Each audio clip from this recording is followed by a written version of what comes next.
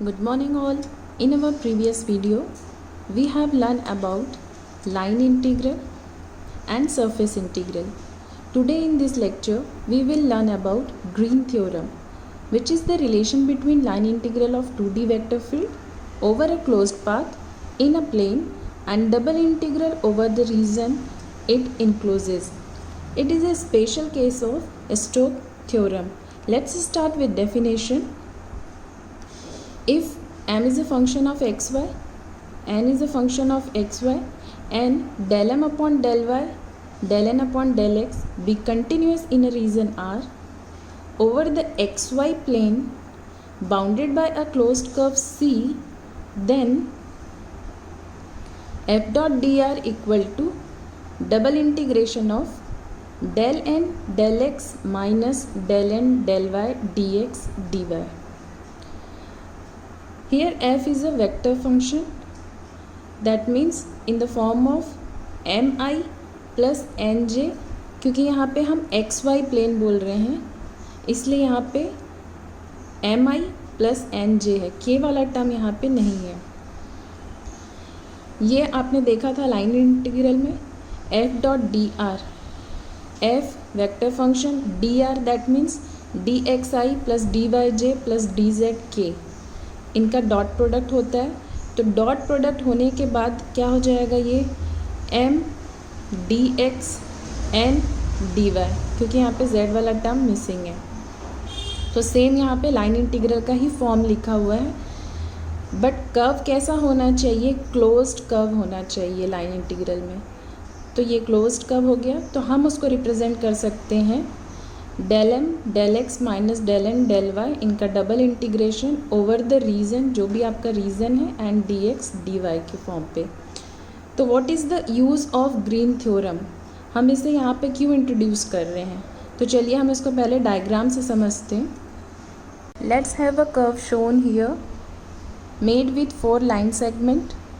If you want to calculate this curve, we split the curve into 4 line segment. First is I1, second is I2, third is I3 and this is I4. Do each line integral individually. इसको calculate कर लेंगे, फिर ये calculate करेंगे, फिर इसको calculate करेंगे, फिर इसको कैलकुलेट करेंगे, फिर इन चारों को टोटल करेंगे, देन हमें यहाँ पे रिजल्टेंट मिलेगा. लेकिन by Green theorem we have double integration over this region, और हम उसको कैलकुलेट कर लेंगे del M upon del Y find out करके, del N upon del X find out करके, और डबल इंटीग्रेशंस की हेल्प से. तो आपका जो ग्रीन थ्योरम है, it gives much faster and simple calculation. Similarly we have another curve. ये आपका एक दूसरा कर्व दिया हुआ है जो कि 3 लाइन सेगमेंट से बना हुआ है. First is C1 curve, second is C2 curve, third is C3 curve. हम इनको इंडिविजुअली कैलकुलेट करेंगे, but with the help of green theorem हम क्या करेंगे, डबल इंटीग्रेशन कर लेंगे ओवर दिस रीजन. नेक्स्ट हमारा एक है, this is also another curve. तो यहाँ पे हम क्या करेंगे, पहले फर्स्ट लाइन सेगमेंट ये है और सेकेंड लाइन सेगमेंट आपका ये है. तो यहाँ पे 2 लाइन सेगमेंट को इंडिविजुअली आपको इंटीग्रेट करना है, देन ऐड करेंगे. तो विद द लाइन इंटीग्रल हम ऐसा सॉल्व कर लेंगे, but with the help of green theorem हम क्या करेंगे, डबल इंटीग्रेशन कर लेंगे ओवर दिस रीजन. अब देखते हैं what is the condition of green theorem. तो फर्स्ट होना चाहिए आपका कि जब भी हम ग्रीन थ्योरम में किसी कर्व को कैलकुलेट करते हैं, तो यहाँ पे जो डायरेक्शन होना चाहिए वो होना चाहिए एंटी क्लॉकवाइज. आप देख रहे होंगे ये direction, this direction, this direction, this direction. तो डायरेक्शन क्या होना चाहिए आपका, एंटी क्लॉकवाइज. ठीक है, तो इसको हम बोलते हैं पॉजिटिव ओरिएंटेशंस. तो अगर आपका पॉजिटिव ओरिएंटेशंस के फॉर्म पे है तो हम with the help of green theorem इसको कैलकुलेट कर सकते हैं. सेकेंड मोस्ट इम्पॉर्टेंट कंडीशंस है कि आपका लाइन सेगमेंट जो है वो क्या होना चाहिए, क्लोज्ड होना चाहिए. तो हम उसको ग्रीन थ्योरम की हेल्प से सॉल्व कर सकते हैं। तो यहाँ पे एक क्लोज्ड पाथ होना चाहिए। लाइन इंटीग्रल में ज़रूरी नहीं होता कि वह क्लोज्ड हो, लेकिन ग्रीन थ्योरम आप तभी अप्लाई कर सकते हैं जब वो क्या होना चाहिए, एक क्लोज्ड पाथ हो। कैसा होना चाहिए, एक क्लोज्ड पाथ हो।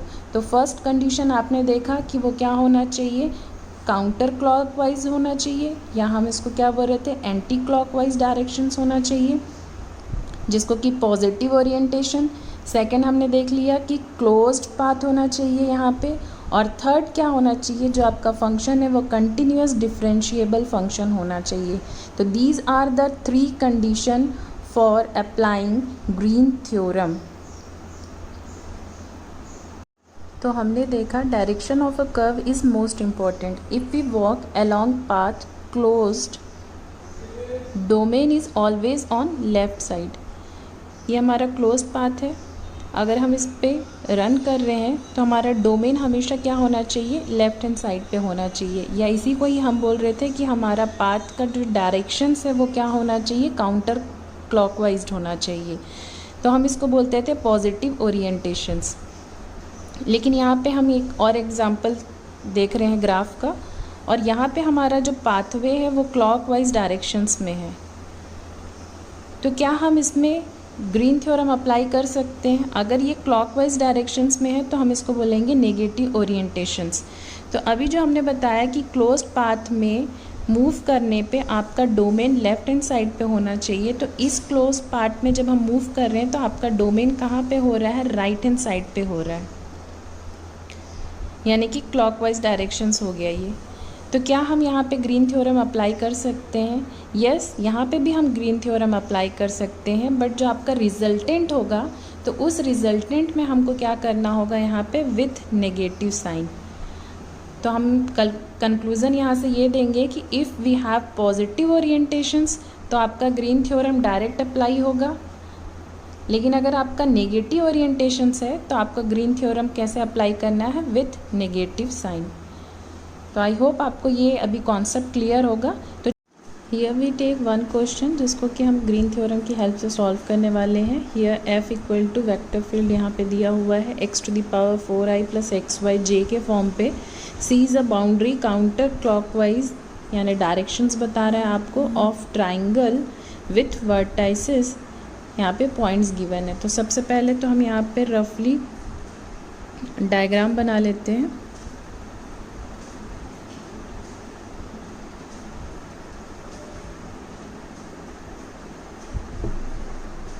ज़ीरो ज़ीरो मतलब ये पॉइंट आपका हो गया 0 0।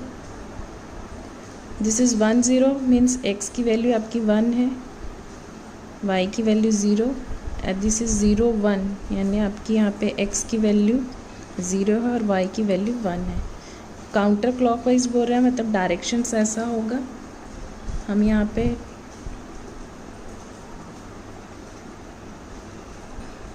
ये आपका डायरेक्शन हुआ। अब इसको कैलकुलेट करना है with the help of green theorem. What is the formula for green theorem? f.dr equal to integration of m dx plus n dy। f की वैल्यू हमारे पास गिवन है, तो यहाँ पे हम लिखेंगे f.dr equal to x⁴ dx plus xy dy। ये हमने पहले फाइंड आउट कर लिया। अब बाय ग्रीन थ्योरम क्या होगा, यहाँ से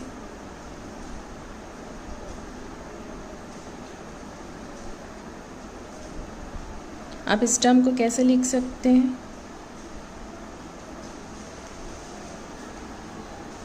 integration of x⁴ dx plus xy dy equal to हम लिख सकते थे double integration over the region R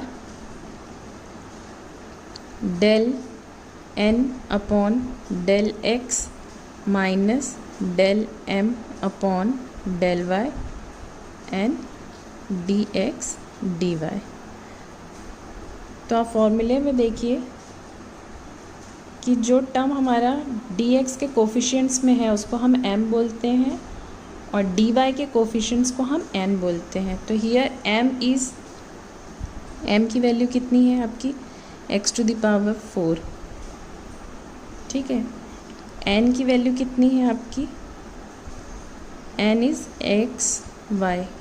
आपको क्या फाइंड आउट करना है अब, value of del n upon del x और del m upon del y। तो पहले फाइंड आउट कर लेते हैं del m upon del y। y की रिस्पेक्ट में इस टर्म को क्या करना है, आपको पार्शियली डिफ्रेंशिएट करना है। तो y की रिस्पेक्ट में इसका डिफ्रेंशिएशन कितना हो जाएगा आपका 0। Next term del n upon del x find out कर लेते हैं।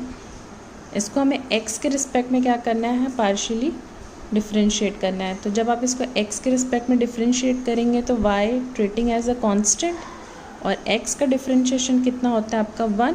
तो यहाँ पे आपका आ जाएगा क्या टर्म y। दोनों वैल्यू मिल गई। अब इस फॉर्मूले में पुटअप कर देते हैं तो आपको मिलेगा यहाँ पे double integration over the region del n upon del x और उसकी वैल्यू कितनी है आपकी y। तो ये हो गया आपका y और इसकी वैल्यू कितनी है आपकी 0, देन dx dy। अब यहाँ पे आपको इसको लिमिट्स फाइंड आउट करनी है। तो लिमिट्स फाइंड आउट करने के लिए इस रीज़न पे हम ग्रीन थ्योरम कभी अप्लाई कर सकते थे जब हम इसमें क्या होगा, आपका डायरेक्शन जो है वो क्या था, काउंटर क्लॉकवाइज। तो क्वेश्चंस में दिया था, इसका मतलब हम यहाँ पे अप्लाई कर सकते हैं। अब हमें इसकी लिमिट फाइंड आउट करनी है कि हम x और y के रिस्पेक्ट में जब इंटीग्रेट करेंगे तो लिमिट्स क्या लेंगे। तो वी हैव टू ऑप्शन, जिसे हमने डबल इंटीग्रेशंस में देखा है ऑलरेडी कि आप यहाँ पे स्ट्रिप ले सकते हैं। तो हम यहाँ पे स्ट्रिप ले रहे हैं पैरेलल टू y एक्सिस। आप पैरेलल टू x एक्सिस भी ले सकते थे। तो आप इसको जाके लिंक में देख सकते हैं कि डबल इंटीग्रेशंस में हम कैसा कॉन्सेप्ट लेते हैं।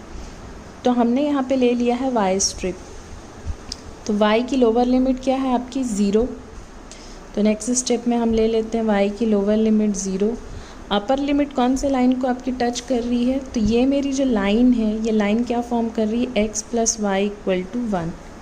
क्योंकि हम y की लिमिट्स निकाल रहे हैं तो y की लिमिट्स यहाँ से कितनी हो जाएगी 1 माइनस एक्स। तो हम यहाँ पे लिख लिए 1 माइनस एक्स, ठीक है।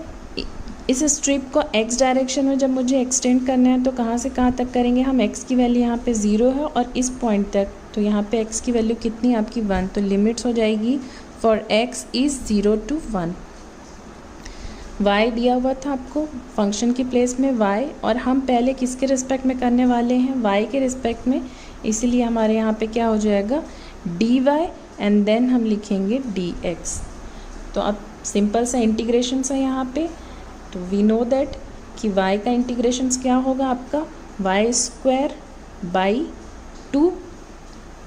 लिमिट्स आपकी क्या है 0 to 1 minus x and then integrate आपको करना है 0 to 1 किसके रिस्पेक्ट में, x के रिस्पेक्ट में, ठीक है। हमने अपर लिमिट पुटअप कर दिया एंड लोअर लिमिट भी पुटअप कर दिए। तो हमारा ये एक्सप्रेशंस आया। यहाँ पे ओपन करके सॉल्व कर लेते हैं 1 माइनस एक्स स्क्वायर को। 1/2 0 to 1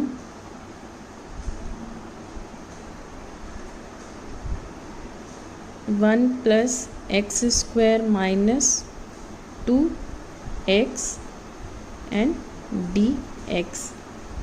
अब हमें सिंपल सा इंटीग्रेट करना है। It is very clear that the integrations of 1 is x square is x to the power 3/3 and minus 2x is 2x square by 2। Limit is 0 to 1। Put up करते हैं limits 1/2। Upper limit put up करने पे 1 plus 1/3 and minus 1 and lower limit put up करने पे 0 हो जाएगा। तो ये 1 and 1 cancel, answer is 1/6। Green theorem से रिलेटेड बाकी क्वेश्चंस हम अपने नेक्स्ट वीडियो में कंटिन्यू करेंगे। तो तब तक के लिए keep watching, keep learning. Thank you.